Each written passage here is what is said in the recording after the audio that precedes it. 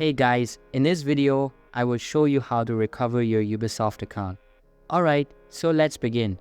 First of all, open any preferred browser on your PC and search for ubisoft.com. Once you do that, you'll be redirected to the official Ubisoft website. Now, click on the profile icon at the top right corner of your screen and a pop-up will appear. Here, you'll be prompted to enter your account credentials in order to sign in. But to recover them, click on the Can't Login option and then select I forgot my password.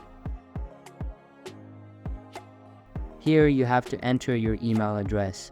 But in case you don't have access to your email address, then you'll have to reach out to Ubisoft support and contact them for account recovery or request a change of your email address.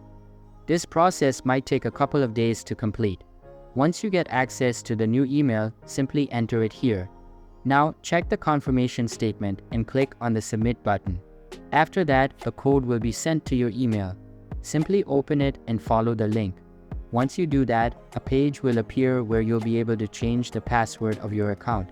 So enter your password here twice in order to confirm and click on this Change button. Note that you must create a password that fulfills all of the requirements, otherwise it won't be accepted. So that's basically how you can recover your Ubisoft account. So that's all for this video.